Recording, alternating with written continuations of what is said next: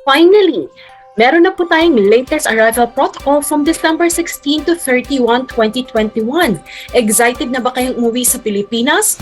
Or are you traveling back to the Philippines? For any foreigners who have plans to go back to the Philippines, please listen. Pakinggan niyo po itong latest update natin.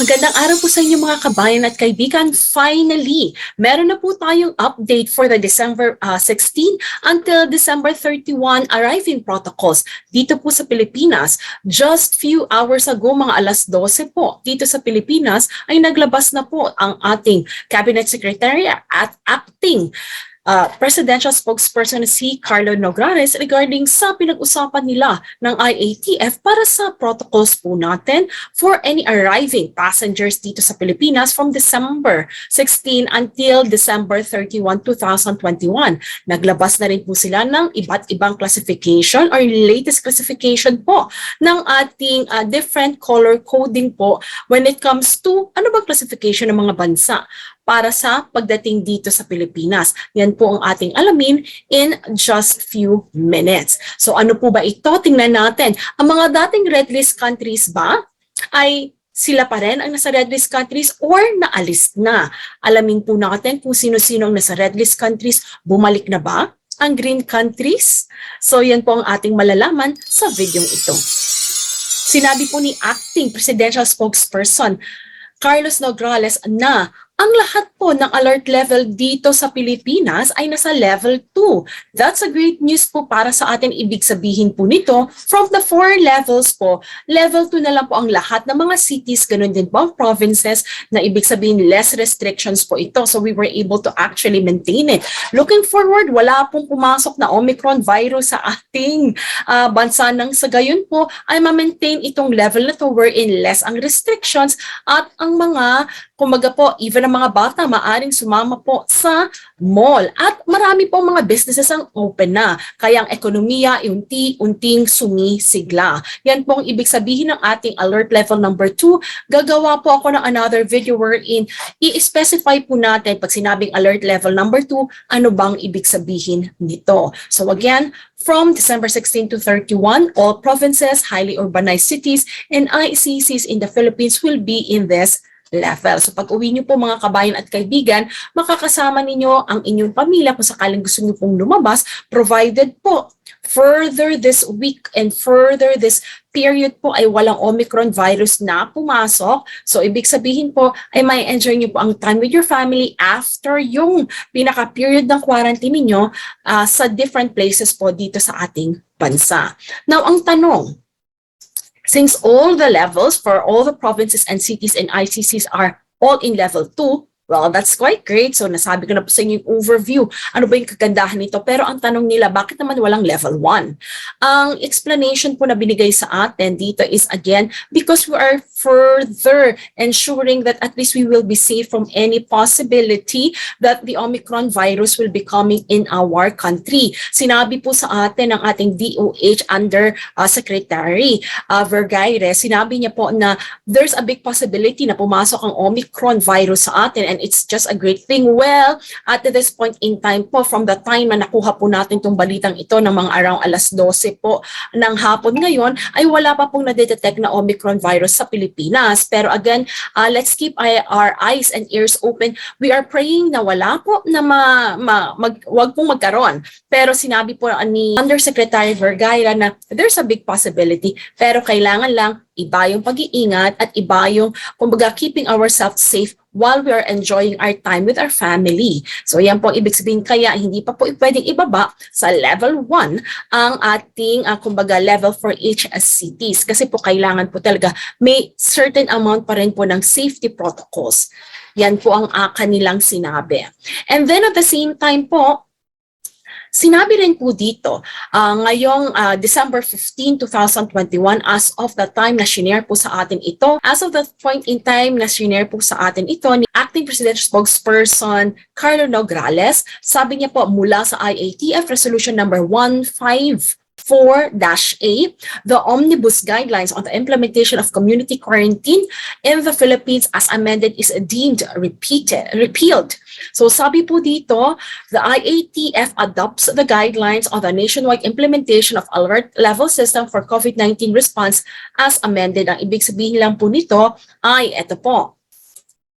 For the red list countries, ganun din po sa iba't iba pa pong classification ng countries natin, nagkaroon na po again ng different levels po or classification. So it means na marami pong bansa ang naalis sa red list countries. Yehey! Siyempre po masaya ang marami. At marami rin po na, naku, tingnan natin ano ba yung kasunod.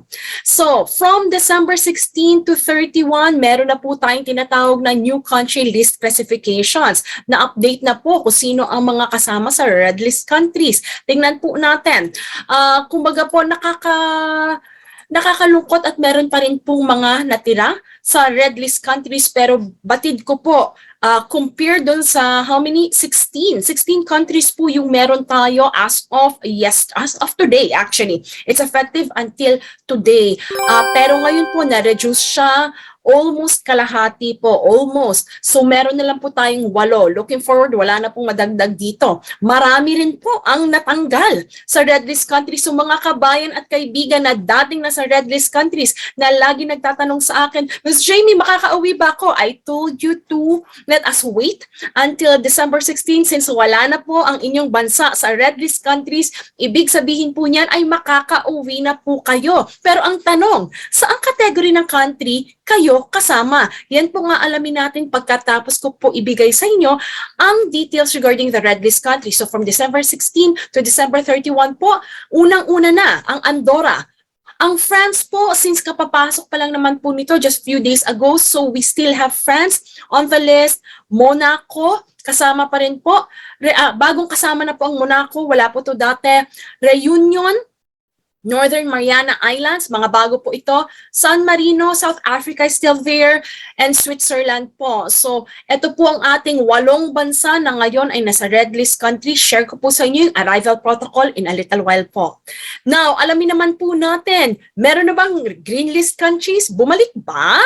Because of the great news that we kept receiving regarding the number of COVID cases here in the Philippines are continuously going down, kaya po, countries initially classified under the green list based on case and test metrics, but with local transmission of Omicron will be reclassified as yellow list countries. Good news po muna, bumalik na ang mga green list countries. So meron na po tayo ulit na green list countries, meron po tayong 41 po na mga bansa na napasama po sa green list countries. However, meron pong clause dito. Itong mga green list countries na to, they are in the green list because at this point in time, wala pong Omicron cases sa mga bansa nila. Pero, sinabi po dito sa IATF Resolution number 154-C, just in case na magkaroon po ng any Omicron cases sa mga bansang ito, automatically po, ang mga green list countries na mababanggit ko ngayon ay maaring maklasify na po sa yellow list countries. So tingnan na po natin, kasama ba ang bansa ninyo dito? I hope po, no? Sana nga po kasama dito. So tingnan po natin ano yung mga bansa sa green list countries. Meron po tayong 41. So unang-una na po dito ang Bangladesh, Benin, Bhutan, British Virgin Islands, Chad, People's Republic of China, Comoros, Ivory Coast, Democratic Republic of Congo, Djibouti, Equatorial Guinea, Falkland Islands, Gambia, Ghana, Guinea, Hong Kong, Indonesia, Japan, Kenya, Kosovo, Kuwait, Kyrgyzstan, Liberia, Montserrat, Morocco, Oman, Pakistan, Paraguay, Rwanda, Sabah, St. Bartholomew, St. Pierre and Miquelon, Senegal, Sierra Leone, St. Eustatius, Sudan, Taiwan, Timor-Leste, Togo, Uganda, at ang aking second home country, ang UAE or United Arab Emirates. So these are the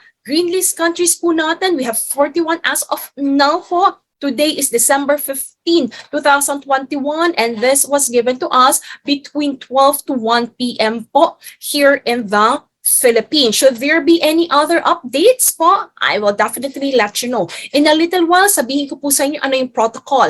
At syempre, para naman po sa ating yellow list countries, from December 16 to 31, 2021, lahat ng mga bansang hindi po kasama sa red list at green list actually be considered yellow list countries. Now, alamin na po natin ang protocol for each country. Simulan po natin sa green list. Tignan na po natin ano ba yung mga arrival protocols for the green list countries natin from December 16 to 31, 2021. Alam ko napakasaya po ng marami sa inyo, lalo na po kayo napabilang sa green list countries. So alamin na po natin. So ating pong kinlassify po dito on how you will know the arrival protocols yung vaccination status, RT-PCR test prior departure, hotel quarantine swab test day, kailan ba? At kailan ang marirelease ang resulta? And then facility-based quarantine booking, kailan ba, gaano katagal kayo magstay, at yung huling-huli po, ilang araw po ang inyong home quarantine. So una po, sa vaccination status, meron po tayong fully vaccinated, that's number 1. Number 2 naman po yung partially vaccinated or non-vaccinated or status of vaccination cannot be confirmed.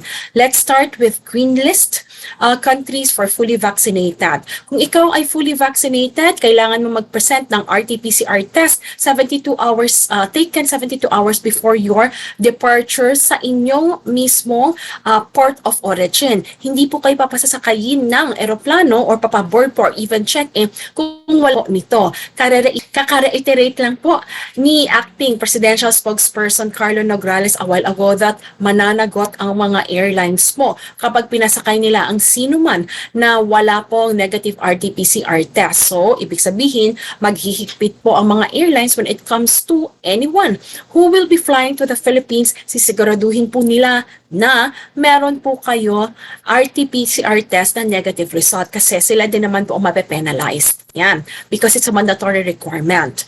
And then, hotel swab quarantine. Swab test day.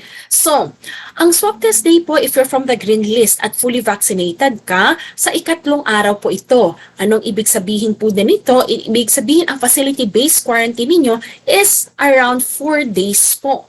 Or maaring, kumbaga, mag-extend man ito pero 1 day. Pero madalas po nowadays, ang naririnig ko is 4th day lang. Ibig sabihin, 4 days and 3 nights, kung ikaw ay non-OFW or foreigner, you can book for 4 days until like 4 days, 3 nights booking ng hotel. And then, result or release of the result will be estimated around 24 to 48 hours. So, katulad ng sabi ko po sa inyo, once you receive the result, message na po agad OFWs ang inyong OWA house parent, ganun din po ang inyong front office desk. May bibigay po sila usually na email address para maka-check out na po kayo agad at makapiling ninyo ang inyong pamilya. For non-OFWs, check nyo rin po.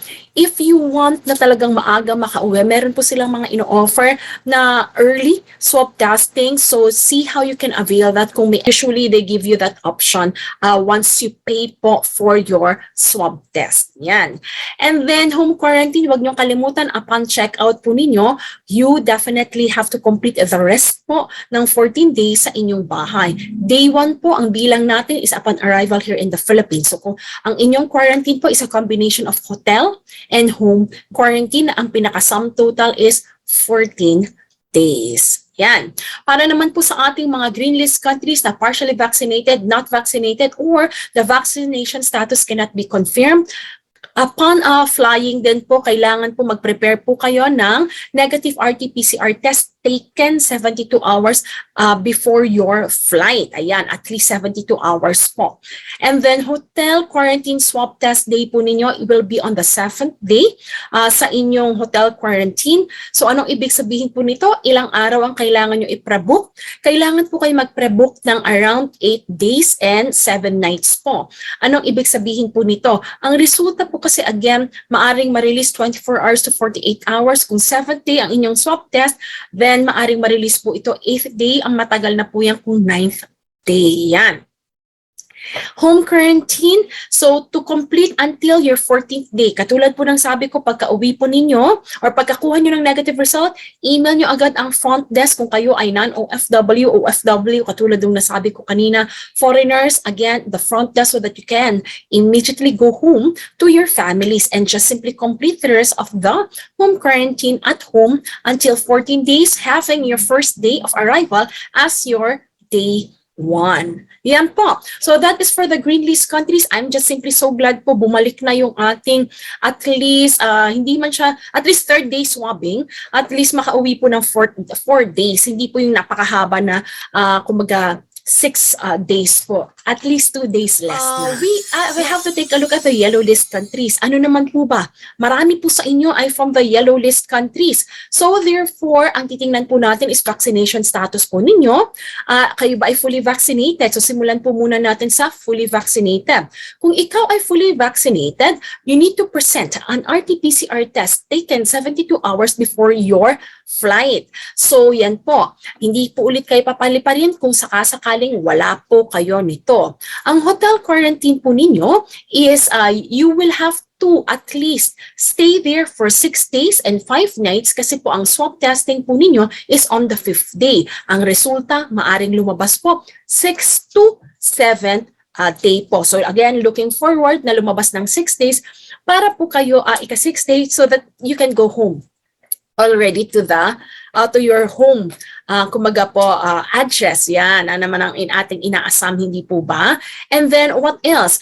Again, non-OFWs, foreigners, if you want to avail of the early testing, when I say early testing, yung oras po is earlier than, kumaga, the usual. I got swab tested around 9:20, 9:30, something a.m. during that time na nandun po ako sa hotel quarantine. So, ibig sabihin po, kung kayo yung magre-request ng early quarantine, earlier hour po. Kung may certain fee po yun, yan ang iuulit ko po sa inyo sa next ko po. Pero that is available actually from our lab providers. Now, pagkatapos nyo po makuhang inyong negative result, kailangan nyo rin po ikumpleto ang inyong home quarantine ng 14 days sa inyong bahay. Counting po yung inyong arrival here in the Philippines as day 1. So yan po mga yellow list countries. So I'm just simply so happy din po at least makakauwi na po kayo sa Pilipinas at the same time po ay again marami na po ang na-classify po sa yellow list countries at hindi po umakyat sa red list country. Kahit yung iba, nagkaroon ng Omicron virus, kumbaga po, incident, hindi po napasama sa red list countries. Ang explanation po dyan, halimbawa po yung UK, sabi nila, uy, ang dami ng mga cases sa UK ng Omicron virus. How come hindi pa rin napasama ang UK sa red list countries? Ang sagot naman po dyan is hindi po umabot doon sa threshold. May sarili po kasing data or datos, numbers na tinitingnan ng Pilipinas. So, unless na hindi ka umaabot dito, then therefore, ibig sabihin, hindi pa po mapapasama ang anumang bansa doon sa tinatawag na red list countries. Actually, I'm quite happy din po dahil 8 na lang po ang ating red list countries at hindi na po 16 katulad nung dati. At marami sa inyo, lalo na doon sa mga bansang marami pong Filipinos, ay napunta na po sa yellow list country. So that at least positive po. May ilan na lang po mga bansa na naiwan sa red list countries. Let's see, January 1, what will be the new classification? Now, tingnan po natin ang red list countries. Sa red list countries naman po, ito, sabi po ng IATF Resolution number 154C. Red list countries are those classified by IATF as high risk. Now, you shall not be allowed inbound international travel of all persons po, regardless of the vaccination status. Hindi po papayagan if manggagaling ka sa red list countries, jurisdictions, or territories within the last 14 days prior or bago po kayo dumating dito sa Pilipinas sa anumang pong port, whether seaport or airport. Now, only Filipinos returning to the country via government-initiated flight po like repatriation, non-government-initiated repatriation, and bayanihan flights may be allowed entry subject to the following entry, testing, and quarantine protocols. So, ibig sabihin, maari po yan. Katulad ng naiulat ko po sa inyo ng nakaraan, marami po sa Europa ang napasama po sa bayanihan flights. Ngayon, you have to just double check again. They say this is open only to Filipinos. So, ibig sabihin po nito, kung ang inyong pasaporte ay Filipino, dual citizen din po, maari nyo i-check sa ating OWA, Polo, or Philippine Embassy kung maaari po kayo makasama sa ating bayanihan flight kung kayo po ay nasa red list country. Ngayon, kung dati, okay, as of today, December 15, nasa red list country kayo pero wala ng pangalan ng inyong bansa sa December 16 to December 31, then therefore, you follow the new classification of your country. Pero kung ngayon, nasa red list country na po tayo, ito po na ang ating susundin. Fully vaccinated. Kung kayo ay fully vaccinated, kasi ganito po mangyayari. Yung sinasabi nating bayanihan flights, kayo pa rin po magabayad ng inyong fare dahil hindi lang po kayo pwedeng sumakay. You will not be allowed to actually board the commercial flights. So, ang mangyayari ngayon, ang Philippine Embassy po, they will do bayanihan. Ibig sabihin sa bansang ito, halimbawa, let us just say Switzerland. So, sa Switzerland po, they will take a look sino mga Pinoy ang gustong umuwi sa Pilipinas. So, kung merong certain numbers, less than 100, more than 50, then therefore, they will actually try to talk to an airline company. Tapos, since ang airlines naman po, minimum nasa 150, 200 to 300 ang flight capacity niya. Sayang naman po kung yan ay lilipad ng kulang-kulang ang pasahero. So what they will actually do is they go from one country to another para sunduin naman po yung ibang mga Filipino sa karatig or kalapit pong bansa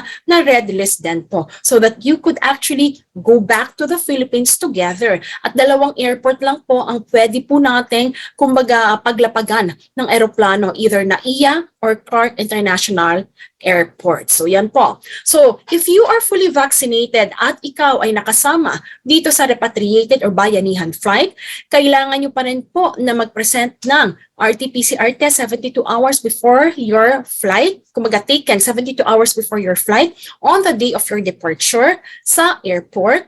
And then yung hotel's quarantine po ninyo ay magiging total of at least 8 days po or 7 nights. Yung swab test po ninyo ay ikapitong araw. So again, maaring lumabas ang inyong resulta, ay maaaring lumabas po ng 8th or 9th day. Ayan. Naman po sa partially vaccinated or not vaccinated or the vaccination cannot be verified para po sa mga red list countries. Kung kayo po ay galing dito, kailangan nyo pa rin po mag-present ng RT-PCR test taken 72 hours before your flight sa airport. Ayan po. And then yung swab test po ninyo sa ikapitong araw din po. Kaya lang anong difference ninyo between dun sa fully vaccinated. Pareho po kayo na ang testing day ninyo ay 7th day. Pero po, okay, ang kailangan na pre-booking po ninyo kung kayo ay not vaccinated ay at least 10 days po. And 9 nights. So bakit po? Kasi kahit makuha nyo po ang resulta ninyo at kinabukasan ng ikapitong araw, hindi pa po kayo pwedeng lumabas ng quarantine facility dahil kailangan required mandatorily na ikumpletuhin nyo po ang 10 araw. Now, on the 10th day, you can actually check out. Email nyo lang po pag na-receive ninyo yung resulta ika-8th or 9th day. Doon po sa inyong OWA house parent kung kayo po ay OFW at sa front desk. If you are non-OFW and foreigner, you can just simply email your front desk personnel of your negative result that you will receive from your email. Now, on the 10th day, you can actually check out and then be with your family. So pag sinabi natin check out everyone, if you have the negative result, kailangan po ay kukumpletuhin ninyo yung inyong yung inyong home quarantine for the remaining number of days hanggang makumpleto nyo po yung 14 days. Day 1 po will be counted as your day of arrival. So both po yan red list countries, fully vaccinated at not fully vaccinated. Now for everyone green list, red list, and yellow list countries. So lahat po kayo, if nakakuha na po kayo ng negative results ninyo, usual question, Jamey, pwede na ba ako magpasundo sa aking pamilya? Yes, pwede kayo magpasundo sa inyong pamilya. Pwede rin po naman kayo, kung kayo ay sa probinsya pa, pwede nyo pong i-avail yung OWA, Hatid Probinsya. Check nyo na lang po sa ating OWA house parent, mga OFWs, ano ang schedule, paano ba ito, may bus ba na magsusundo sa OFWs? Usually meron po yan. And then dadalhin kayo doon sa mga terminals where you could actually fly back sa inyong mga probinsya. Libre ba ito? Sa OFW po, of course, libre ito. Non-OFWs and foreigners, you have to arrange your own transportation, either a transportation na paid, okay, from the hotel to your destination, or pwede po kayo magpasundo sa inyong loved ones. Yan po. Paano po mag-request ng BOQ certificate? Ngayon, para po naman sa BOQ certificate, explain po natin yan in my other video. Ano-ano po ba yung mga dokumento na kinakailangan nyo? So may isang video po akong gagawin sa inyo na complete po. Ano po ba yung mga sa bawat step po? So marami kasing steps tayo eh. But for the meantime, ito lang po yung latest update natin when it comes to the different colors po na updated po when it comes to our country classifications. And of course, for anyone who will be traveling with the minors, as per the IATF resolution na sinimulan po ng 153, as in all international inbound travels, the testing and quarantine protocols for minors shall follow the testing and quarantine protocols of the parent or guardian traveling with them, regardless of the minor's vaccination status.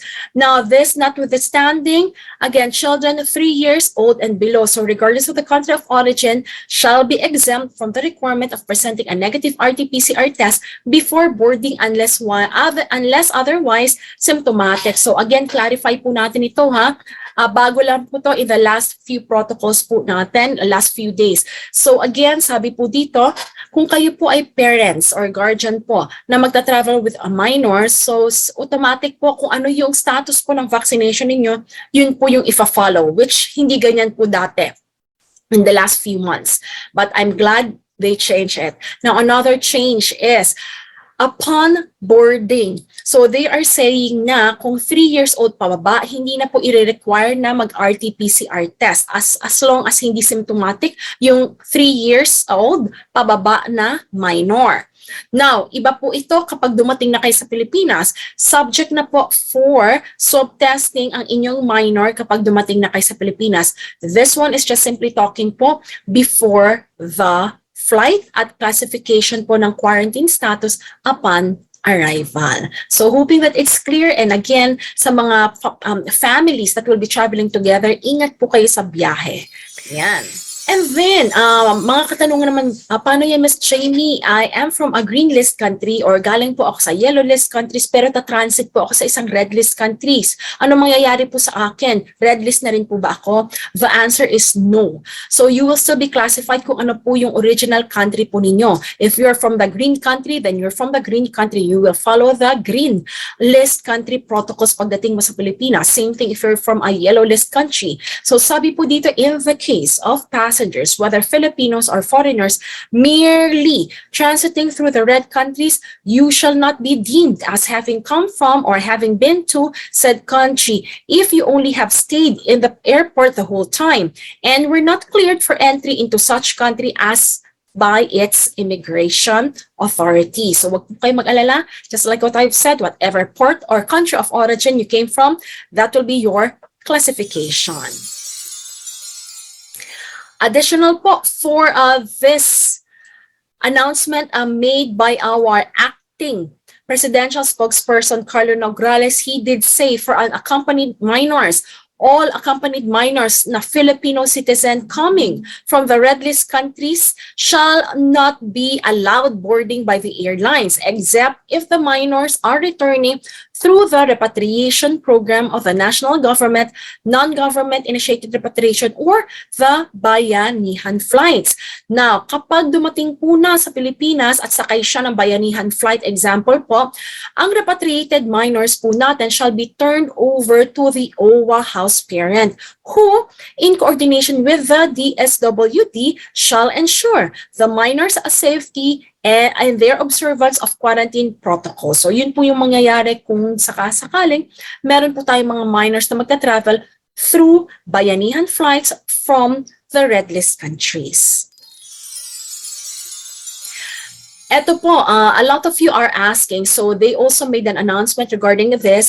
Dito lang po sa latest na in-announce po sa atin this December 15 ng ating acting presidential spokesperson Carlo Nograles. He said that for the purposes of validating vaccination status, the following shall be observed as per IATF Resolution 154-C.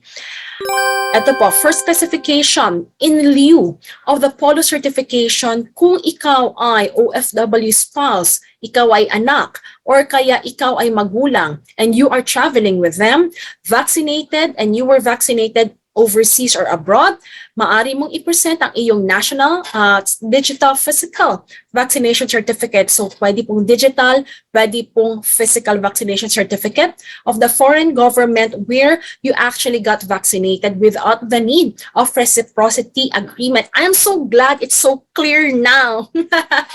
Dati po kasi hindi nila there was another kumbaga pa vaccination protocol, pero ito hindi pa naka-specify as clear as this. I'm glad they actually clarified this kasi may sudden change nun eh. May binigay silang protocol tapos change nila for all Filipinos pero it was not in black and white. I'm glad it's in black and white right now or nakasulat na po para clear po sa ating lahat. So again, if you are one of the OFWs at ikaw ay kumaga amang kapamilya mo na OFWs din po as classification po, then therefore, you can present po yung inyong vaccination na kahit po sa abroad yan kinuha, hindi po kailangan na may reciprocity po agreement, kumbaga tatanggapin po yan dito sa Pilipinas. Basta po yung brand na itinurok po sa inyo na vaccine is approved by the Philippine FDA po natin at WHO. So yun pa po yung isang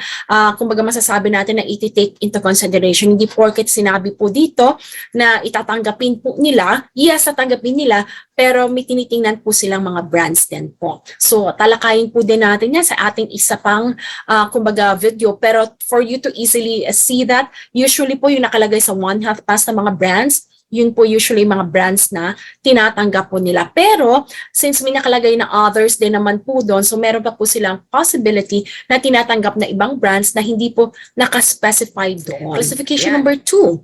Ito naman po, kung kayo ay Filipinos and kung kayo ay Filipinos who are non-OFWs vaccinated in the country or here in the Philippines o kaya naman po overseas. At kung kayo ay foreigner na binakunahan or if you're a foreigner who got vaccinated here in the Philippines, either you can present your VaxCert PH, digital vaccination certificate po, or yung inyong BOQ, WHO issued international certificate of vaccination or prophylaxis, paiksiin ko na lang po, yung yellow card po or yellow booklet, or the national state digital certificate of the foreign government where you got vaccinated which has accepted VaxCert PH under a reciprocal arrangement unless otherwise permitted by the IATF. So again, that is for our non-OFWs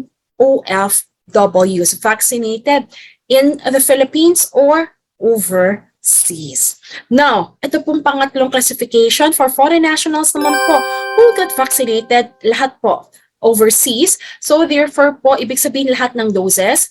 So WHO issued ICV or yung yellow booklet po natin or the national state digital certificate of the foreign government which has accepted the VaxCert PH under a reciprocal agreement unless otherwise permitted by IATF. So yun lang po yung ina-accept if you are a foreign national vaccinated overseas. Yan. So looking forward po, ready na lahat ang inyong mga documents at alam kong excited na po kayong umuwi dito sa Pilipinas. And again, for foreigners, so those are the requirements that we have. I'll try to prepare po an English video for this so that you can clearly understand as well. So here are the latest arrival protocols for our country na pinakahihintay po natin, especially this holiday season. So we're simply glad po na meron na pong green list countries again, although na wala naman po yung no quarantine at all. Abang-abang lang po tayo, hoping po in the next coming months po, siguro early 2022, sana January or February po, mabalik na yung kumbaga no quarantine at all for green list countries. At this point in time, meron siguro nagtatanong sa inyo, paano mga turista, Jamey? Anong balita? Regarding po sa turista, balitaan ko po kayo kung meron po tayong mga updates. But for the meantime, ito po yung ating country code color classification na nais nyong malaman. So handa na po kayo. Kung kayo po ay nasa yellow list or green list countries para umuwi po sa Pilipinas, meron lang po quarantine ng few or several days, but looking forward that you can definitely enjoy your time with your family. Again, everyone, protocols keep on changing.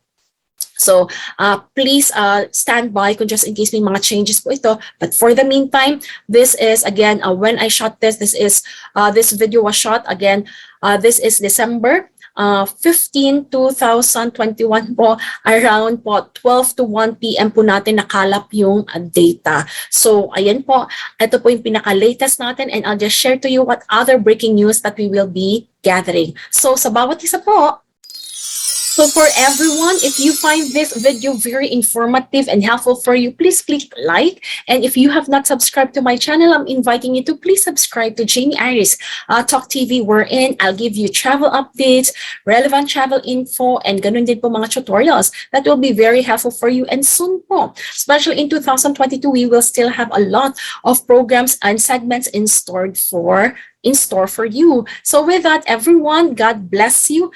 Ingat po kayo sa inyong pag-uwi, mga kabayan. Have a pleasant flight, and I'll keep you updated with the details po as you travel po from your port of origin until you go back to your home po. So meron pa po tayong isang video na gagawin para po sa inyo.